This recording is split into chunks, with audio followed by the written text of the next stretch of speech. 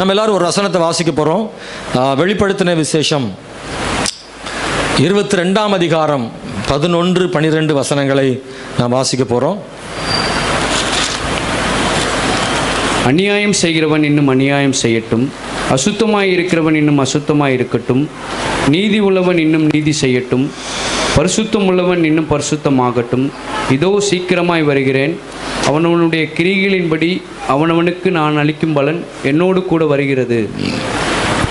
2 வசனங்களை நாம் கேட்டோம். ஆண்டவர் சொல்றாரு, அநியாயம் செய்கிறவன் இன்னும் அநியாயம் செய்யட்டும், அசுத்தமாக இருக்கிறவன் இன்னும் அசுத்தமாகட்டும், நீதி உள்ளவன் இன்னும் நீதி செய்யட்டும், பரிசுத்தம் உள்ளவன் இன்னும் பரிசுத்தமாகட்டும். இந்த கால வேளையில் அன்பான கர்த்தருடைய பிள்ளைகளே, ஆண்டவர் இந்த வசனங்களை சொல்லும்போது, இந்த வசனம் தேவனுக்காக உண்மையாய் வாழ வேண்டும், ஆண்டவருக்கு பிரியமாக இருக்க வேண்டும் என்றும் மனதில் ஆசையோடு கூட இருக்கிறவர்கள், அதன் மத்தியில் போராட்டங்கள், பிரச்சனைகள், ஆண்டவருக்காக வாழ வேண்டும் என்று நினைக்கிறபடி வாழ முடியாதபடி இருக்கிற எதிர்ப்புகள், தடைகள், இது எல்லாவற்றின் மத்தியிலையும் நான் ஆண்டவருக்காக வாழணும் அப்படின்னு நினச்சி போராடி கொண்டிருக்கிறவர்களுக்கு ஒரு நம்பிக்கை ஊட்டுகிற ஒரு செய்தி தான் இன்னைக்கு இந்த வசனம் நமக்கு.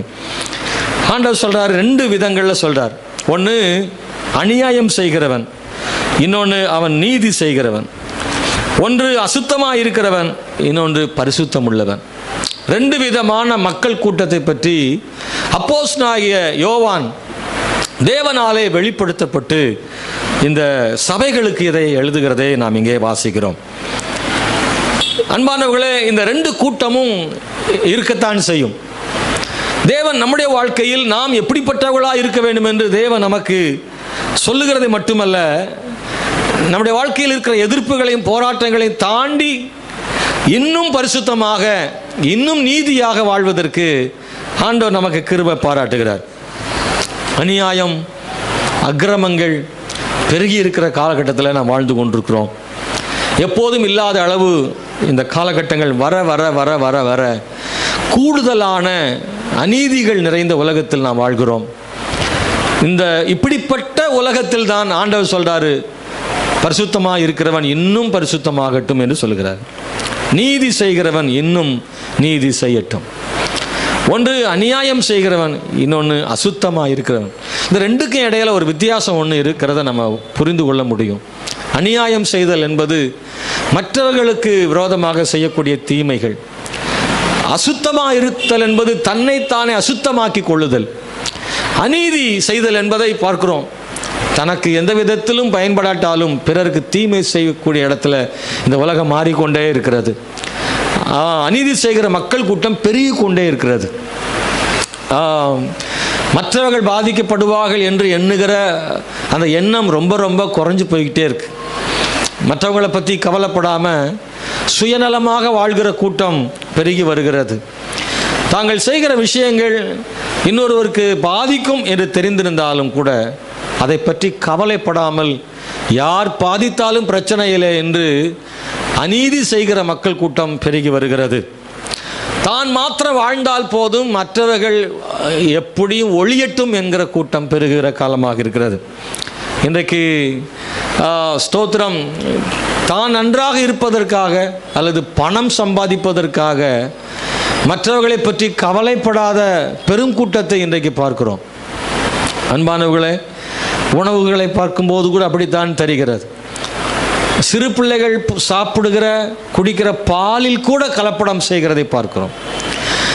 அதாவது அந்த பால் பிள்ளைகள் தான் குடிக்க போகிறாங்க, அது பாதிக்கும்னு தெரியும், ஆனாலும் அதில் கெமிக்கல் கலக்கிறாங்களாம். ஸ்தோத்திரம். சாப்பாட்டில், உணவுகளில், ஹோட்டல்ஸில், சாப்பாட்டில் என்னத்தலமாக கலக்கிறானோ, உயிர்கொல்லிகளை, மக்களுக்கு தீமைகளை விளைவிக்கக்கூடிய மோசமான கெமிக்கல்களை அதில் கலக்கிறத கேள்விப்படுறோம். அப்படியானால் எப்படியாகிலும் நமக்கு தேவை பணம், அதற்காக அதை சாப்பிட்டு யார் செத்தாலும் சரி, வியாதியில் விழுந்தாலும் சரி, கவலைப்படாத கல் நெஞ்சமானவர்கள் நிறைய பெருகி இருக்கிற காலத்தில் நாம் வாழ்கிறோம். அவர்கள் மத்தியில் பரிசுத்தமாக இருக்கிறவன் இன்னும் பரிசுத்தமாக இருக்கட்டும். இன்னைக்கு இந்த கால வேளையில் தேவனுடைய பிள்ளைகளே, ஆசீர்வாதமான வார்த்தைகள் நிறைய பைபிள் இருந்தாலும் ஆண்டவருடைய பரிசுத்தமான வாழ்க்கையை பற்றி பேசியிருக்கிற வார்த்தைகள் நமக்கு ரொம்ப பிரயோஜனமானது. இன்னும் சொல்லப்போனால் நம்மை சீர்படுத்துகிற, நம்மை சரிப்படுத்துகிற, ஆண்டவருடைய விருப்பத்துக்கு நேராக நம்மளை மாற்றுகிற வசனம் நமக்கு ரொம்ப அவசியம், தேவை. நீங்கள் அப்படிப்பட்ட வசனங்களை நீங்கள் விரும்ப வேண்டும். தங்களுக்கு ஏற்ற போதகங்களை தெரிந்து கொண்டார்கள்னு பைபிள் இருக்கு. நமக்கு ஆசீர்வாதமாக, தனக்கு சுவையாக பேசுகிற வசனங்களை தேர்ந்தெடுப்பதும், அந்த வசனம் பேசுகிற ஊழியர்களை தேர்ந்தெடுப்பதும் இந்த காலகட்டங்களில் பெருகி இருக்கிறது. நம்முடைய வாழ்வில் நாம் ஆசீர்வாதமான வசனங்களை விரும்புகிற அதே நேரத்தில் நம்மை சீர்படுத்துகிற, ஸ்திரப்படுத்துகிற, சரிப்படுத்துகிற வசனங்களையும் நம்ம ரொம்ப விரும்பணும். ஒரு அலையிலே சொல்கிறீங்களா? ஆமென், பிரைஸ் தி லார்ட். நீதிமான் என் தலையில் என்ன செய்யட்டும்? தயவாய் குட்டட்டும். அல்லேலூயா. எத்தனை பேர் விரும்புகிறீங்க? வந்து கொட்டட்டுமா? அதாவது கையில் கொட்டுறதை பற்றி அதில் எழுதலை, என்னை கண்டிக்கட்டும், அப்படி எடுத்துக்கலாம். என்னை கண்டிக்கட்டும்னு ஆண்டவருடைய வார்த்தை நம்மளை வந்து சீர்படுத்துறதுக்கு. எந்த மனுஷன் தேவனுடைய வசனம் என்னை சரிப்படுத்தட்டும்ன்ட்டு நினைக்கிறாங்களோ அவங்க மேலே கர்த்தர் பிரியமாக இருக்கிறார். அவங்க மேலே கர்த்தர் பிரியமாக இருக்கிறார். இந்த காலகட்டத்தில் வந்து கண்டிப்பை மக்கள் பொதுவாக விரும்பவில்லை, அதை தவிர்க்கிறார்கள். ஸ்தோத்திரம். எனக்கு தன்மானம் இருக்கிறது, நான் ரொம்ப சுயமரியாதை உடையவனாக இருக்கிறேன், நானும் ஒரு மனிதன், என்னை பாதிக்கிறபடி வார்த்தைகள் வரக்கூடாது என்று மனிதர்கள் நினைக்கிறாங்க. நம்ம எல்லாருக்குள்ளேயும் அந்த எண்ணம் ஒருவேளை இருக்கலாம். ஆனால் நம்ம எல்லாருக்குள்ளேயும் இன்னொரு எண்ணத்தை நாம் உருவாக்கிக்கிடுவோம். வசனத்தினால் என்னை கர்த்தர் என்ன செய்தாலும் கண்டித்தாலும் நான் அதற்கு கீழ்ப்படுகிறேன் என்ற இடத்துக்கு நம்ம வருவோமாக. மற்ற விதங்களில் யாராவது நம்மளை பேசினா மனசு பாதிக்கப்படலாம். ஆனால் வசனம் நம்மளை கண்டிச்சா நம்ம மனசு பாதிக்கப்படக்கூடாது. நம்மை கீழ்ப்படுத்த கர்த்தர் கிருபை செய்வாராக. எத்தனை பேருக்கு புரியுது? இல்லை, சும்மா யாராவது பேசுனாங்கன்னா ஒருவேளை மனசு பாதிக்கப்படலாம். ஆனால் வசனத்தின் மூலமாக யாராவது பேசுனா நம்ம பாதிக்கப்பட வேண்டாம். அந்த வசனத்துக்கு நம்மளை ஒருமுறை கூட ஒப்பு கொடுப்போமாக. நாம் சரியாக இருந்தால் ஓகே, இல்லாவிட்டால் இந்த வசனம் நம்மை சரிப்படுத்த நம்மை அர்ப்பணம் செய்ய கர்த்தர் கிருபை செய்யட்டும். இன்னைக்கு இந்த உலகம் எப்படிப்பட்டது என்பதை நாம் பார்த்து கொண்டே இருக்கிறோம். நீங்களும் இதை பார்க்கிறீர்கள் அல்லவா? முன்பை விட இப்போது இன்னும் அதிகமாக அநீதியும் அசுத்தங்களும் பெருகி வருகிறது.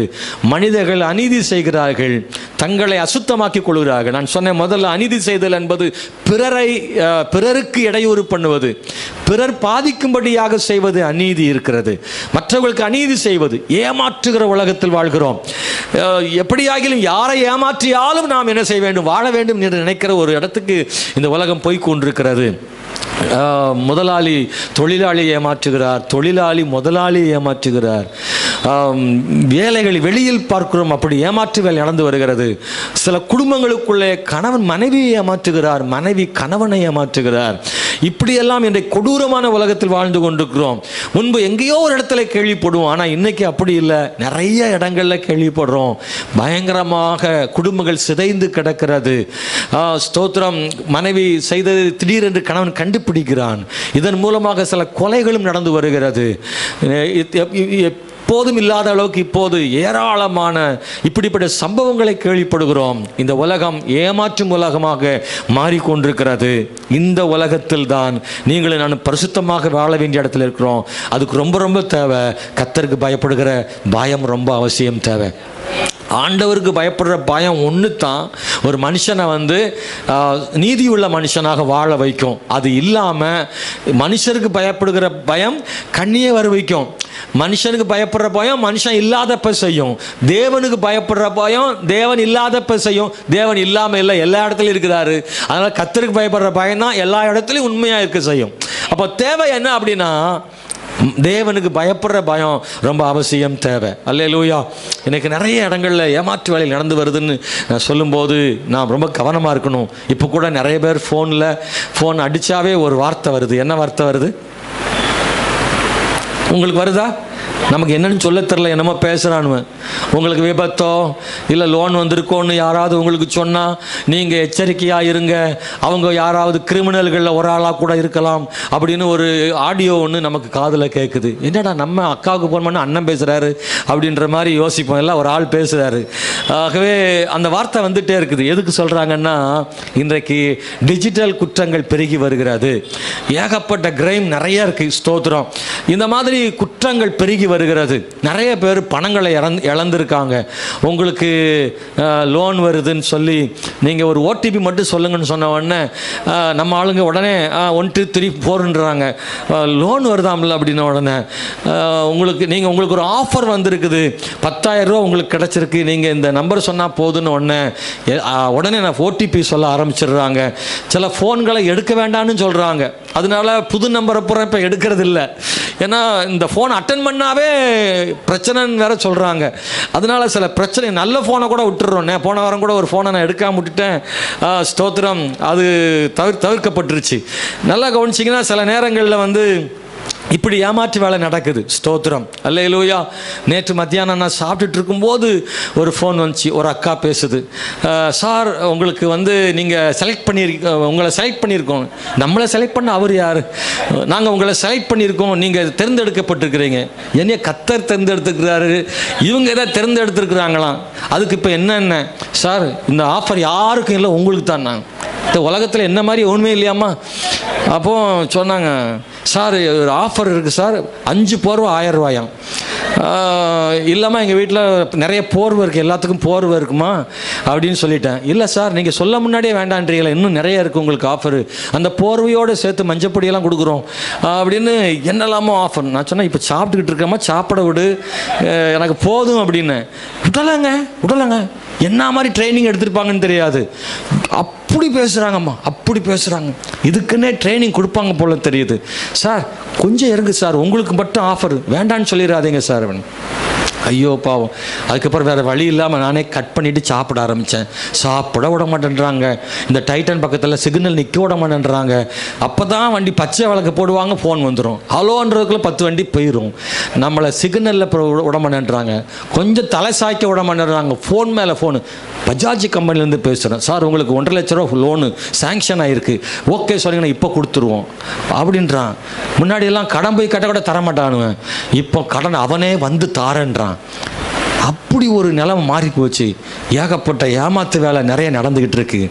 ஒரு நாள் எங்கள் வீட்டுக்கு 2 பேர் கட்டப்பையோடு வந்திருக்காங்க. கிறிஸ்மஸ் அன்னைக்கு மத்தியானம் போல் நாங்கள் சர்ச்சு முடிஞ்சு போன பிறகு சேலையோடு வந்திருக்கான். பாஸ்டம்மாவை தள்ளிக்கிட்டே உள்ளே வந்துட்டாங்க வீட்டுக்குள்ளே. நான் வீட்டுக்குள்ளே பெட்ரூம்லேருந்து வரேன், அதுக்குள்ளே ஒரு 2 பேர் உள்ளே வந்து எல்லாம் ஸ்டூலுகளெல்லாம் ஒதுக்கிட்டு பாயை வரிச்சு உட்காந்துட்டானு.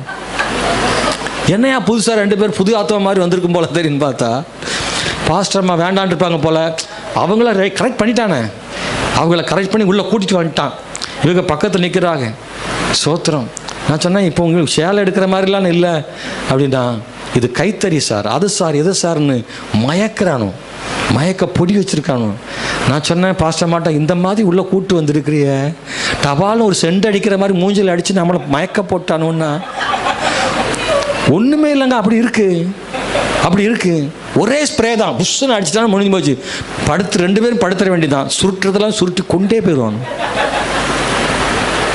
ரொம்ப நாளைக்கு முன்னாடி நம்ம சர்ச்சில் ஒரு அம்மா சொல்லிச்சு, நம்ம சர்ச்சுக்கு வந்த அம்மா, பாஸ்டர் எங்கள் வீட்டில் ஒருத்தன் வந்து ஜோசியம் பார்க்கன்னு வந்தான், உடனே உங்கள் குடும்பத்தில் நிறைய பிரச்சனை இருக்குது, சரி பண்ணணும்னா ஒரு இது பண்ணணும், அது என்ன சொல்கிறது, ஆமாம் பரிகாரம் பண்ணணும். உங்கள் செயினை தாலி இருந்துடும், அந்த தாலி செயினை கலத்தி கொடுங்க, உங்கள் கணவருக்கு ஆபத்து இருக்குன்னு சொல்லிப்பான் போல தெரியுது.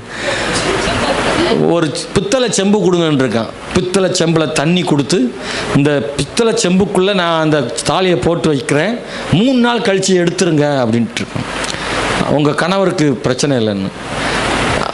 அதே மாதிரி பித்தளை செம்பில் போட்டு மூடி கொடுத்துட்டான், மந்திரம் பண்ணி கொடுத்துட்டான். இந்த அம்மாவும் அதை பத்திரமா கொண்டு போய் வெறிஞ்சப்ப கொண்டு போயிட்டு அந்த செல்ஃபில் கொண்டு வச்சிருக்கு. இந்த அம்மா வீட்டுக்காருக்கு தெரியுமோ தெரியாது. கடைசியில் பார்த்தா 3ஆவது நாள் திறந்து பார்த்தா வெறும் தண்ணி தான் அதில் இருக்குது, செயினை காணோம். ஐயோ அம்மான்னு கத்தி கூப்பாடு போட்டால் அவன் போயிருப்பான், இல்லை டெல்லிக்கே போயிருப்பான். அநீதி செய்கிறவர்கள் அநீதி செய்யட்டும், அதான் சொல்கிறார். அநீதி செய்கிறவன் இன்னும் செய்யட்டும், அசுத்தமாக இருக்கிறவன் அசுத்தமாகட்டும். அநீதி செய்கிறவன் பிறருக்கு அநீதி செய்கிறான், அசுத்தமாக இருக்கிறவன் தன்னை அசுத்தப்படுத்தி கொள்கிறான். தீய சிந்தனைகளினால், தீய வார்த்தைகளினாலே, மதுபானங்களினாலே தன்னைத்தானே கெடுத்து கொள்கிறான். தன்னை அசுத்தமாக்கி கொள்ளுதல், இந்த ரெண்டுமே நடந்துகிட்டே இருக்கு. இது பெருகிக்கிட்டே இருக்கிற காலத்தில் வாழ்கிறோம். ஆண்டவர் சொல்கிறாரு, நீங்கள் பரிசுத்தமாக இருக்கிற நீங்கள் இன்னும் பரிசுத்தமாக இருங்க, நீதி செய்கிற நீங்கள் இன்னும் நீதி செய்யுங்க.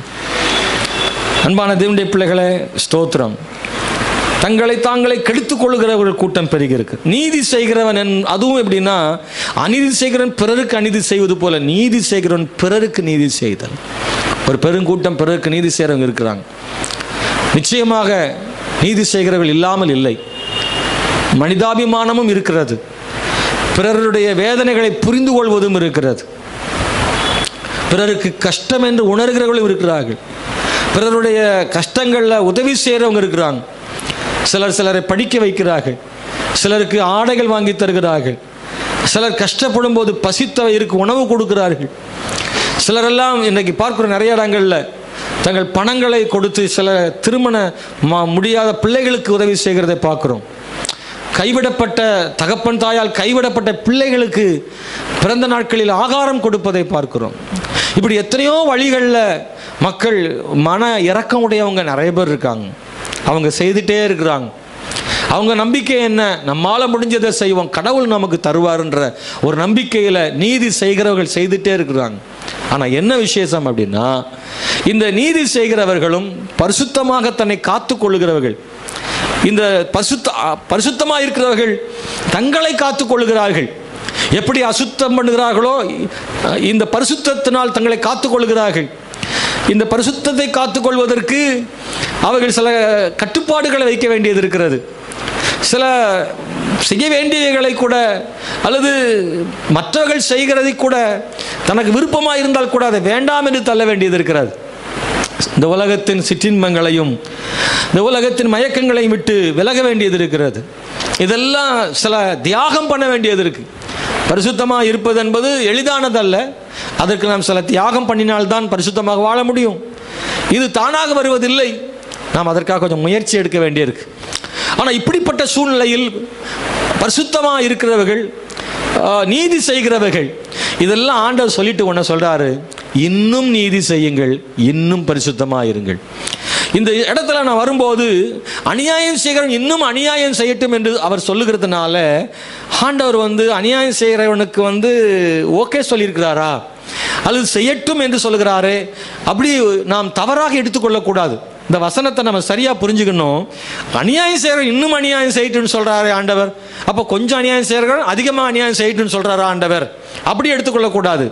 ஆண்டவர் என்ன சொல்கிறாருன்னா, அநியாயம் செய்கிறவன் இன்னும் செஞ்சுட்டு போட்டும், நீ என்ன செய்யாத, அதை கவலைப்படாத, அதை பற்றி நினைக்காத, நீ இன்னும் கர்த்தருக்காக பரிசுத்தமாய் வாழ்வதை பற்றி ஓடு, அநியாயம் செய்கிறவனை பார்த்து நீ அவனை பின்பற்றி விடாதே என்று சொல்லுகிறார். குறிப்பாக கவனிக்க வேண்டிய ஒரு முக்கியமான விஷயம் என்ன அப்படின்னா, நம்ம வாழ்க்கையில் பல நேரங்களில் இந்த ஏற்றத்தாழ்வுகள் என்பது இருக்கிறது. நீதி செய்கிறவனுக்கு கஷ்டமும் அநீதி செய்கிறவனுக்கு நன்மையும் சில நேரத்தில் உண்டாகலாம். நீங்கள் கண்ணுக்கு முன்னாடி பார்த்துருப்பீங்க. நீங்கள் கடவுளுக்கு பயந்து வாழணுமேன்றதுக்காகவும் வசனத்துக்கு கீழ்ப்படியணுமேன்றதுக்காகவும் தட்டுத்தடுமாறியாவது பரலோக வாசலில் எட்டி உள்ளே விழுந்துடணும்ன்றதுக்காகவாவது சில காரியத்தில் ரொம்ப கவனமாக பேசுவீங்க, கவனமாக இருக்குன்னு நினைப்பீங்க. ஒரு பயம், கர்த்தருக்கு பயப்படுற பயம் நமக்குள்ளே இருக்கும்போது அதை செய்யக்கூடாதுன்னு நீங்கள் கவனமாக இருப்பீங்க. ஆனால் ஒரு ஆள் தாராளமாக செய்துட்டே இருப்பாங்க. ஆனால் பார்த்தா கடைசியில் அவங்களுக்கு நல்ல பேரும் உங்களுக்கு கெட்ட பேரும் வரும். அப்போ ஒரு மனசுக்குள்ள ஒரு என்ன தோணும்? ஒன்றும் தோணாத மாதிரிலாம் இருக்காதீங்க, தோணும். சொல்லுங்கள், என்ன தோணும்? நம்ம எதுக்கு இப்படி போட்டு கஷ்டப்படணும், அவன் நல்லா தானே இருக்கான், ஆமாம் அந்த மாதிரி செஞ்சால் தான் இனி சரிப்பட்டு வரும். ஆமாம், அல்லேலூயா. கடைசியில் எந்த இடத்துக்கு வர்றாங்க அப்படின்னா, நம்ம செஞ்சு என்ன பிரயோஜனம் இருக்குது? நம்ம இவ்வளோ கட்டுப்பாடாக வாழ்ந்து இடத்துக்கு நன்மை என்ன பிரச்சனை இருக்குது? சில நேரத்தில் நானும் கேள்விப்பட்டிருக்கேன், நானும் பார்த்துருக்கேன். வேலை செய்கிற இடங்களில் நமக்கு மேலே இருக்கக்கூடிய அதிகாரியை நம்மளை மாதிரி வேலை செய்கிற ஒரு கூட்டம் ஏமாற்றி பிழைக்கும், ஓப்பி அடிக்கும். பார்த்துருக்கீங்களா? ஓனர் இல்லாத நேரம் உட்காந்து கதை பேசிக்கிட்டு இருப்பான். ஓனர் வந்துட்டார்னா போதும் டம்மால் அட்டிப்பான். ஊமா சத்தத்தை கொண்டு போனுவேன். பார்த்தீங்கன்னா ஆக்டிங் பயங்கரமாக இருக்கும். ஆனால் இந்த உண்மையாக வேலை செய்கிற ஆள் தான் இவ்வளோ நேரம் வேலை செஞ்சுட்டு அப்போ தான் அவர் சும்மா இருந்திருப்பார், கரெக்டாக மாட்டிக்கிடுவார்.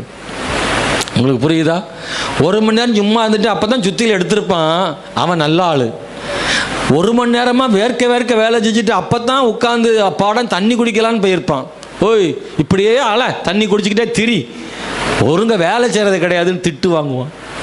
அவன் பார்த்தீங்கன்னா ரொம்ப கேர்ஃபுல்லாக இருப்பான் ஏமாத்துறவன். அவர் எங்கே போகிறார் எங்கே வராருன்னு கணக்காக கண்டுபிடி சுற்றியில் கையில் எடுத்துருவான். நிறைய நேரம் உண்மையாக இருக்கிறவங்க சிக்கிக்கிறாங்க. நீதியாக இருக்கணும்னு நினைக்கிற சிலர் கெட்ட பேர் வாங்குறாங்க, திட்டு வாங்குறாங்க. சில நேரங்களில் காயப்பட்டு அழுததும் உண்டு.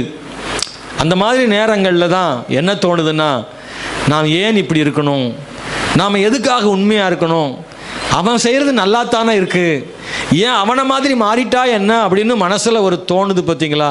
அவங்களுக்கு தான் அவர் சொல்கிறாரு, அநியாயம் செய்கிறவன் இன்னும் அநியாயம் செய்யட்டும், அசுத்தமாக இருக்கிறவன் இன்னும் அசுத்தமாக இருந்துட்டு போட்டும், நீதி செய்கிற நீ இன்னும் நீதி செய், பரிசுத்தமாக இருக்கிற நீ இன்னும் பரிசுத்தமாக இரு, இதோ நான் சீக்கிரமாக வருகிறேன், அவனுக்கு அழிக்கும் பலன் என்னோடு கூட வருகிறது.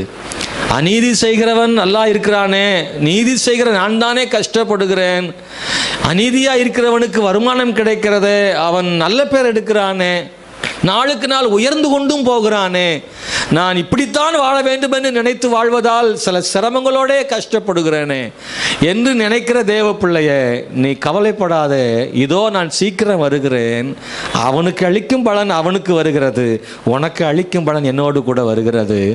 பலன் அளிக்கிறவன் மனிதன் அல்ல, பலன் அளிக்கிறவர் தேவனே. ஆகவே ஆண்டவர் சொன்னா, பலன் அளிக்கும்படி வருகிறேன், நீ சோர்ந்து மட்டும் போயிடாத, நீதி செய்கிற நீ தொடர்ந்து நீதி செய். இன்னும் நீதி செய்யனா என்ன அர்த்தம்னா, உன் நீதியை விட்டுறாத, இன்னும் நீதி செய்துக்கிட்டே இரு, அதை கூடுதலாகவும் செய்கின்றார். கொஞ்சமாக நீதி செய்யறியா, இன்னும் கூடுதலாக நீதி செய்ய ஆரம்பி என்று ஆண்டவர் சொல்கிறது தான் இந்த வசனமாக இருக்கிறது. அன்பானவர்களே, ஸ்தோத்திரம். இந்த வசனத்தில் நான் தொடர்ந்து வாசிக்கிற போது, ஏன் நாம் தொடர்ந்து நீதி செய்ய வேண்டும்னா, பலன் கர்த்தர் என்ன செய்கிறாருன்னா கொண்டு வருகிறார். அதனால தான் அதைத்தான் அடுத்த வசனத்தை சொல்கிறார். 11ஆம் வசனத்தை மட்டும் படித்தா நமக்கு சரியாக புரியாது, 12ஆம் வசனத்தில் சேர்த்து படிக்கும்போது புரிகிறது. இதோ சீக்கிரமாக வருகிறேன், அவனுடைய கிரியைகளின்படி, அவனுடைய கிரியைகளின்படின்னு என்ன அர்த்தம்னா, நீதி செய்கிறவனுடைய கிரியைகளின்படி நீதி செய்கிறவனுக்கும், அநீதி செய்கிறவனுடைய கிரியைகளின்படி அநீதி செய்கிறவனுக்கும் பலன் அளிக்கும்படி இதோ சீக்கிரமாய் வருகிறேன். அன்பானவர்களே, இன்றைக்கு ரொம்ப முக்கியமாக கவனிக்க வேண்டியது, ஆண்டவர் அநீதிகளை காணாமல் இருக்கிறாரா? இந்த 11ஆம் வசனத்தை நாம் படிக்கும்போது என்ன தோணும்னா, ஆண்டவர் நம்மளை தான் கண்டிக்கிறார் போல, அவன் செஞ்சுட்டு போட்டுன்னு சொல்கிறாரே, அநீதி செய்கிற இன்னும் செய்யட்டும், அசுத்தமாக இருக்கு இன்னும் அசுத்தமாக இருக்கட்டும்னு கண்டுகொள்ளாதவன் மாதிரி தெரியுது அப்படின்ற மாதிரி தோணும். இல்லை, ஒரு நாளும் தேவன் பாவத்தை கண்டுகொள்ளாமல் இருக்கவே மாட்டார். தேவன் ஒரு நாளும் பாவத்தை கண்டுகொள்ளாமல் இருக்க மாட்டார்.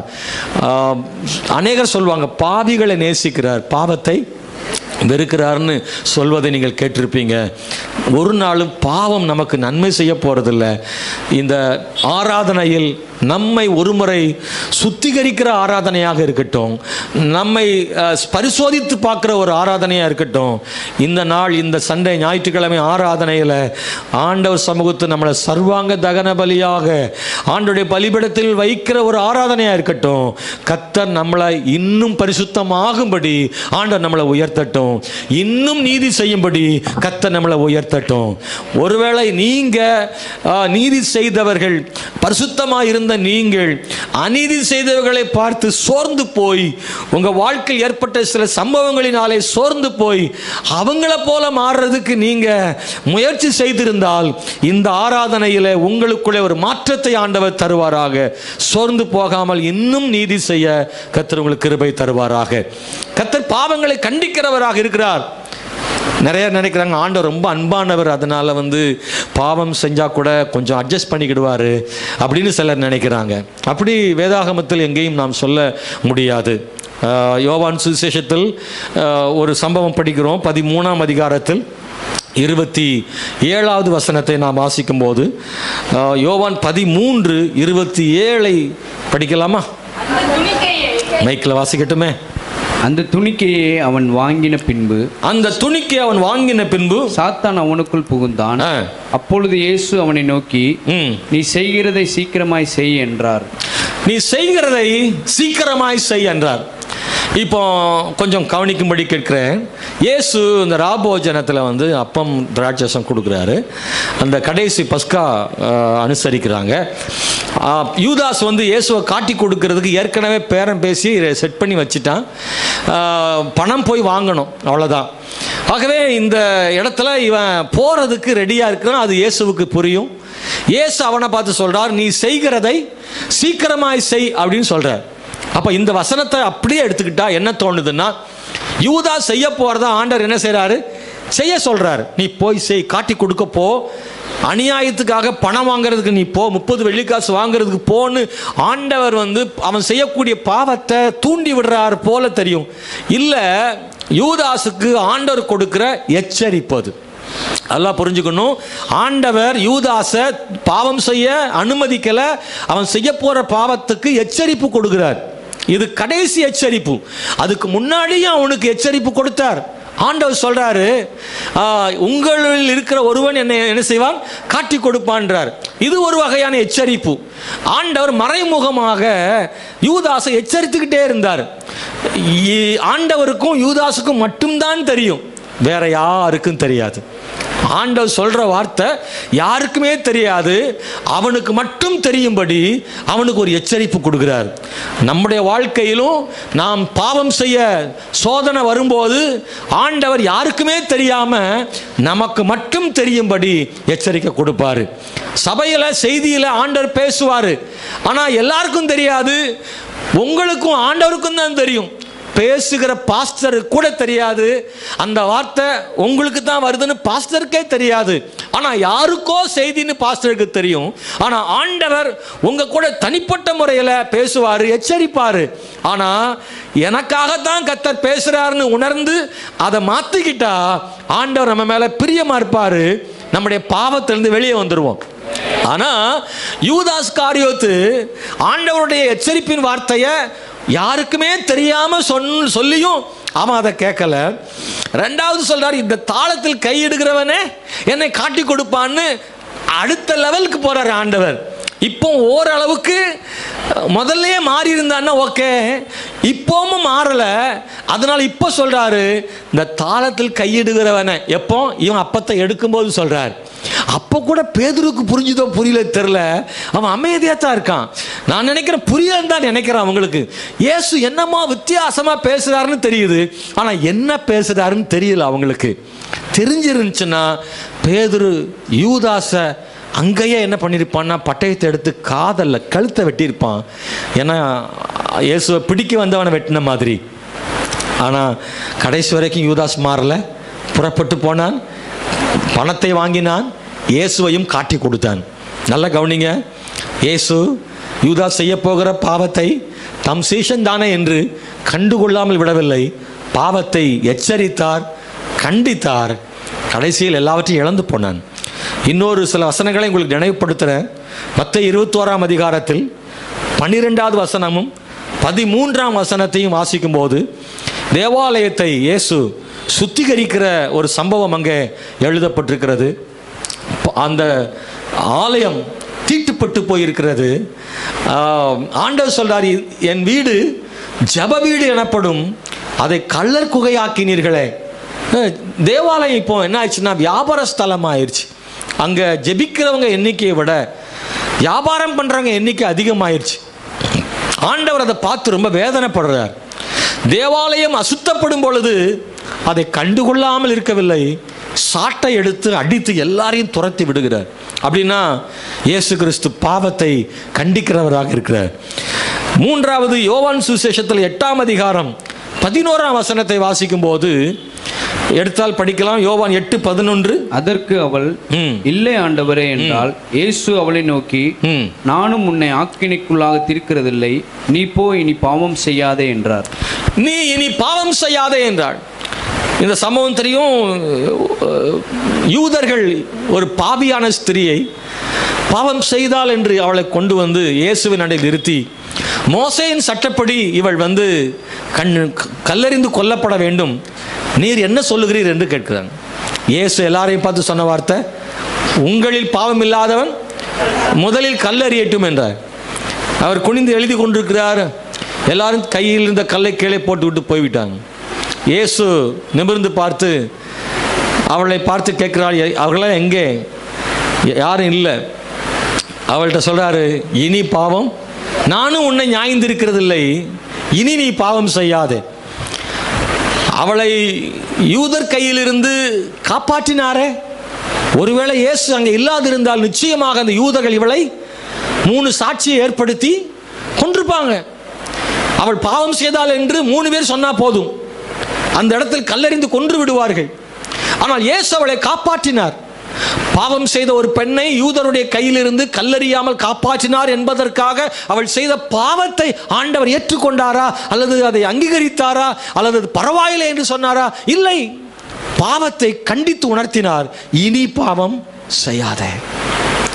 கல்லெறிய வேண்டுமானால் இயேசு கல்லெறிந்திருக்கலாம். அவருடைய அன்பு அப்போது அவளை காப்பாற்றியது, ஆனால் எப்போதும் அவளை காப்பாற்றாது. எத்தனை பேர் சொல்ல நினைக்கிறீங்க? புரியுதா உங்களுக்கு? அப்போது மட்டும் காப்பாற்றியது, அப்போது காப்பாற்றியது போல எப்போதும் இயேசு காப்பாற்றுவாரா அவளை? இன்னும் ஒரு முறை அவள் அப்படி செய்தால், இன்னும் ஒரு முறை அவள் கல்லறிய கொண்டு வரப்பட்டால் இயேசு அவளை அப்போதும் காப்பாற்றுவாரா? இல்லை.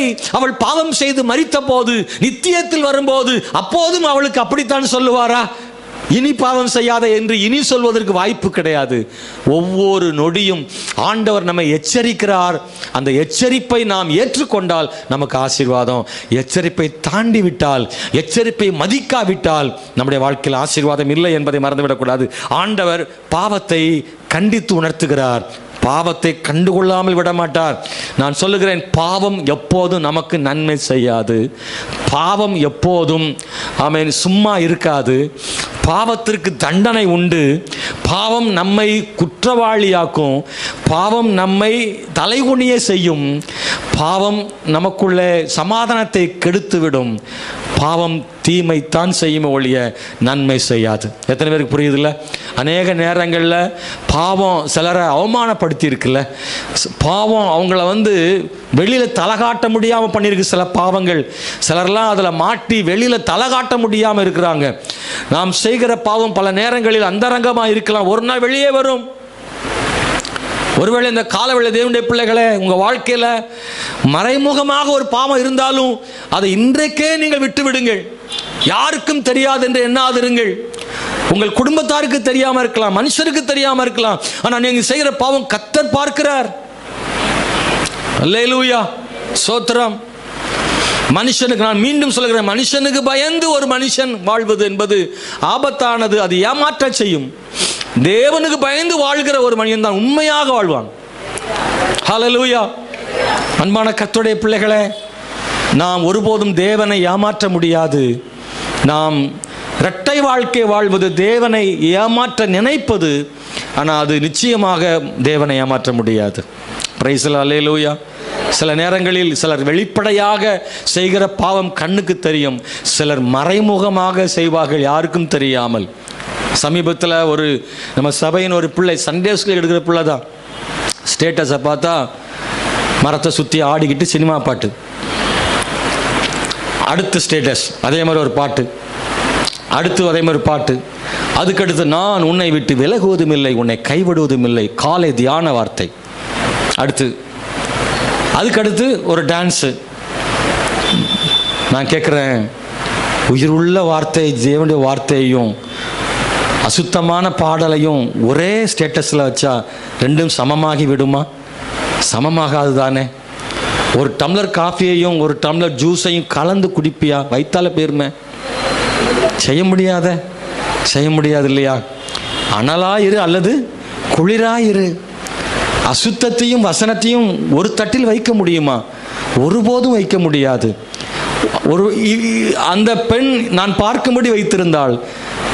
இன்னும் சிலர் நான் பார்க்காதபடி பாஸ்டர் நம்பர் அது பண்ண முடியுமாமே? என்ன டெக்னிக் வளர்ந்துருக்கு தெரியுமா?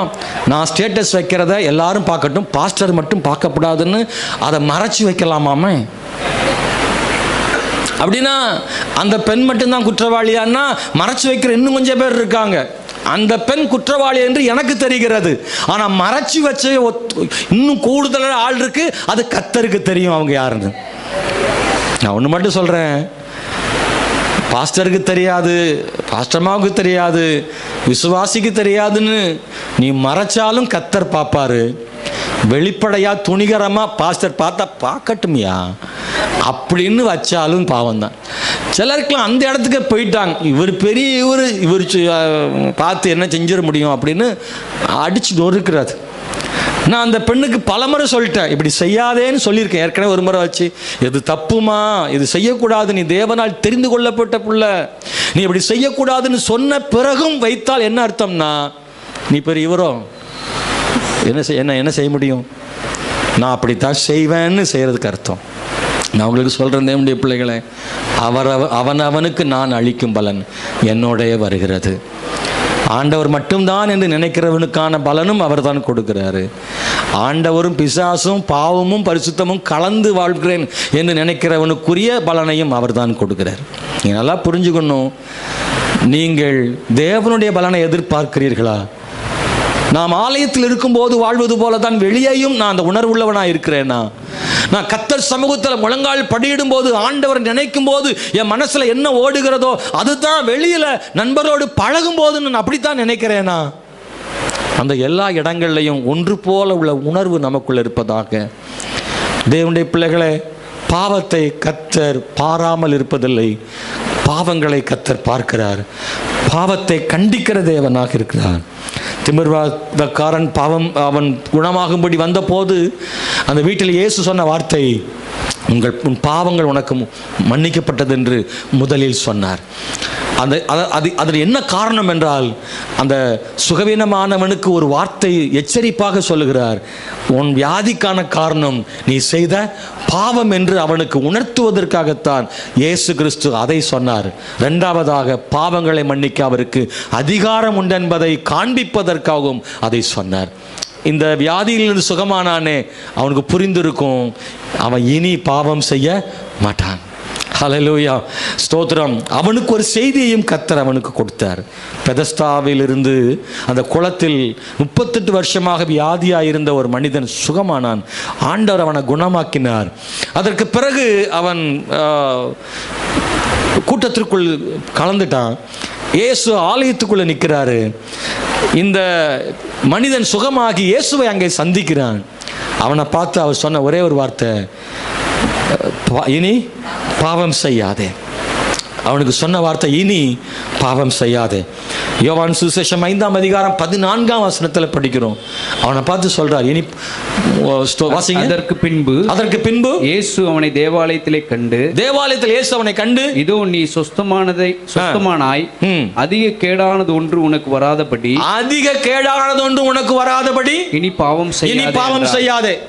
நல்லா கவனிங்க, இனி பாவம் செய்யாதேன்னு மட்டும் எடுத்துக்கொள்ள வேண்டாம். அதுக்கு முன்னாடி வசனம், நீ அதிக பாவம் செய்தால் அதிக கேடு உண்டாகும். அதுதான் வசனம்.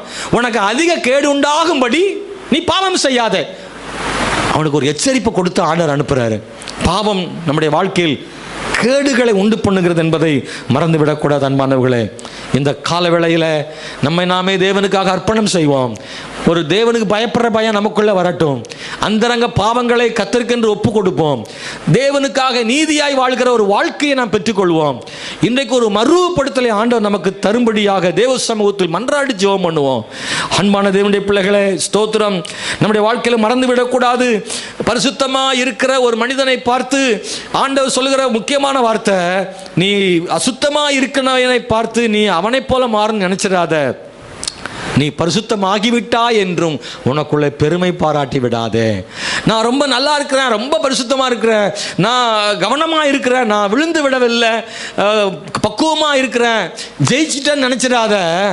பவுல் சொல்கிறாரு, அடைந்தாயிற்று நான் முற்றிலும் தேறினவனானே என்று எண்ணாமல். பிலிப்பியர் புஸ்தகம் 3ஆம் அதிகாரம் 12வது வசனத்தை நாம் எல்லாரும் வாசிக்க கேட்போம். பிலிப்பியர் புஸ்தகம் 3:12 நீங்க படிக்கும்போது இப்படி சொல்லியிருக்கு, நான் அடைந்தாயிற்று அல்லது முற்றிலும் தேறினவன் என்று எண்ணாமல் கிறிஸ்து இயேசுவினால் நான் எதற்காக பிடிக்கப்பட்டேனோ அதை நான் பிடித்துக் கொள்ளும்படி ஆசையாய் தொடர்கிறேன். பவுல் சொல்றாரு, நான் அடைந்தாயிற்றுன்னு நினைக்கல, நான் எதற்காக என்னை பிடிச்சார ஆண்டவர் அதை செஞ்சு முடிச்சிட்டேன்னு நினைக்கல. நம்ம செய்த சாதித்த சிலதை நினச்சிட்டு பரவாயில்ல இந்த அளவுக்கு நம்ம வந்துட்டோம் அப்படின்னு வெற்றி பெற்றுட்டோன்னு நினச்சிட வேண்டாம். உங்களுடைய ஜெபத்தின் மேன்மையை அல்லது நல்லா ஜெபிக்கிறவங்க போதும்னு நினச்சிடக்கூடாது. அதைத்தான் அதில் சொல்கிறாரு, பரிசுத்தமாக இருக்கிறவன் இன்னும் பரிசுத்தமாகட்டும். நீங்கள் ஒருவேளை உண்மையாக இருக்கிறவங்களா இருக்கலாம், நீங்கள் நல்லா ஜெபிக்கிறவங்களா இருக்கலாம். ஆண்டவர் சொல்கிறாரு, போதும் நினச்சிடாதீங்க, இன்னும் ஆண்டவருக்காக உண்மையாக இருக்கணும், இன்னும் ஆண்டவருக்காக பலப்படணும், இன்னும் கர்த்தருக்காக உயரணும். இது ஆண்டவர் முக்கியமாக சொல்கிறத வேதத்தில் பார்க்குறோம். மாணவர்களே, நான் சில சம்பவங்களையும் சில மனிதர்களையும் உதாரணமாக சொல்லணும். நான் நிறையா இருக்கு, ஆனால் அந்த வரிகளை சொல்ல விரும்புகிறேன். யோபுவை பற்றி சொல்லும்போது அவன் உத்தமத்தில் நிலைத்திருக்கிறவனாக இருந்தான், ஆனால் போதும் என்று எண்ணவில்லை, அவன் இன்னும் உத்தமத்தில் இருந்தான். உத்தமத்தில் இருப்பது கஷ்டம், ஆனால் இன்னும் உத்தமத்தில் இருந்தான். அதுக்கு மேலே உத்தமத்தில் இருக்கவே முடியாத அளவுக்கு பிரச்சனை. உத்தமத்தில் இருப்பதால் ஏற்பட்ட பிரச்சனையோ என்று என்ன தோன்றும். அப்படி பிரச்சனை. வசனம் சொல்லுது, இன்னும் உத்தமத்தில் அவன் நிலைத்திருந்தான். அவனுக்கு சாட்சி சொல்ல 2 பேர். ஒன்று ஆண்டவர். ஆண்டவர் சாத்தான்ட சொல்றாரு, நீ எந்த அளவுக்கு என்னை தூண்டி விட்டாலும் என்னுடைய தாசனாகி யோபு இன்னும் உத்தமத்தில் நிலைத்திருக்கிறான்னு பிசாசுகிட்ட ஆண்டவர் வந்து யோபுவுக்காக என்ன செய்யறாருன்னா சாட்சி சொல்றார். 2 யோபுவின் மனைவி சொல்றா, இன்னும் உத்தமத்தில் உறுதியா இருக்கிறீரே, நீர் தேவனை தூஷித்து ஜீவனை விடும் அப்படின்னா மனைவி பார்க்குறா. இந்த மனுஷன் அன்னைக்கும் அப்படித்தான், இன்னைக்கும் அப்படித்தான். அவர் ஆண்டவருடைய காரியத்தில் ஒரு நாள் விலக மாட்டேங்கிறார். உங்கள் மனைவி சொல்லுவாங்களா, உங்கள் கணவர் சொல்லுவாங்களா, என் மனைவி இன்னும் உத்தமத்தில் இருக்கிறா, எங்கள் வீட்டுக்கார் ரொம்ப உத்தமமாக இருப்பார், அவர் கொஞ்சம் கூட விட்டு கொடுக்க மாட்டார்னு சொல்லுவாங்களா? அல்லேலூயா. அப்படி சொல்லணும். யோபு மனைவி யோபு திட்டுற மாதிரி இருந்தாலும் அதில் ஒரு உண்மை இருக்கு. யோபு வந்து உத்தமத்தில் இன்னும் நிலைத்திருக்கிறான்னு சொல்லி, அந்த இன்னும் அப்படின்ற வார்த்தையை நீங்கள் கவனிக்கணும். அதில் அர்த்தம் இருக்கு. இன்னும் நான் உண்மையாகவே உத்தமத்தில் இருக்கவே முடியாத நிலைமை, ஆனால் இன்னும் இருக்கிறான், விழுந்து போகாமல் உத்தமத்தில் இருக்கிறான்னு சொல்லப்பட்டிருக்கு.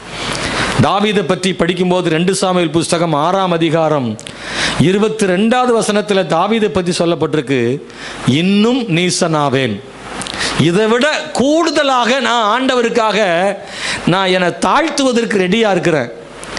உடன்படிக்கை பெட்டிக்கு முன்னாடி தாவீது நடனமாடி வரும்போது ஸ்தோத்திரம், தன் வஸ்திரங்களை மேல் வஸ்திரங்களை களைந்து ராஜ வஸ்திரத்தை களைந்து அவன் அந்த உடன்படிக்கை முன்னாடி ஆடிக்கொண்டு வருகிறான். வஸ்திரமே இல்லாதவனாக அல்ல, அந்த ராஜ வஸ்திரத்தெல்லாம் எடுத்து போட்டுட்டு சாதாரணமான மனுஷனாக வர்றான்.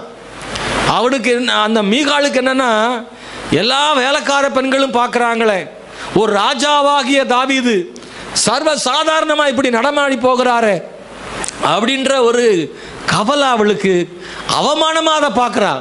தாவீது அதை அவமானமாக பார்க்கல, அதை சந்தோஷமாக பார்க்குறான்.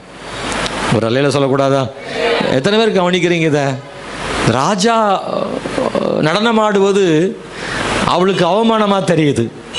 ஏன்னா அன்னைக்கு அப்படிதான். ராஜானா என்ன அர்த்தம்? கம்பீரம். ராஜானா அதிகாரம். அப்படி வருவார் போவார். ராஜா டான்ஸ் ஆடிக்கிட்டு இருந்தாருன்னா உலக பார்வையில் கஷ்டம். அப்படி பார்க்குறா உலக பார்வையில். ஆனால் தாவீது சொன்ன வார்த்தை, என் தேவன் என்னை ஆடுகளின் பின்ன போன என்னையை தூக்கி ராஜா வச்சிருக்காரு. இவ்வளவெல்லாம் செஞ்ச ஆண்டவருக்கு முன்னாடி இப்படியும் என்னை தாழ்த்துவேன், இன்னமும் நான் ஈசனாவேன். இதை விட இன்னும் கீழே போனாலும் நான் கர்த்தரை ஆராதிப்பேன்னு சொல்கிறேன். ஆண்டவருக்காக தன்னை எவ்வளவு தாழ்த்துவதற்கும் தாவீது ஆயத்தமாக இருந்தான். அன்பானவர்களே, நம்முடைய வாழ்க்கையில் ஆண்டவர் செய்த நன்மைகளை நினச்சா ஆண்டவருக்காக எவ்வளவு நாள் இறங்கி போகலாம். நீங்கள் கையை இந்த மாதிரி கர்த்தரை நான் வைக்கல, எனக்கு ஆண்டவர் வீடு கொடுத்துருக்குறாரு, எனக்கு சம்பளம் கொடுத்துருக்குறாரு, எனக்கு 2 பிள்ளைகளை கொடுத்துருக்காரு, அவள் பொம்பளை பிள்ளை வச்சுருக்கேன், நான் ஆம்பளை பிள்ளை வச்சுருக்கேன் அப்படின்னு சொல்கிற ஆள்லாம் இருக்குது. நான் ஆம்பளை பிள்ளை வச்சுருக்கேன், அவள் பொம்பளை பிள்ளை வச்சுருக்கேன். எந்த பிள்ளை வச்சா நாங்கள் காலம் எப்படின்னாலும் என்ன செய்யும்?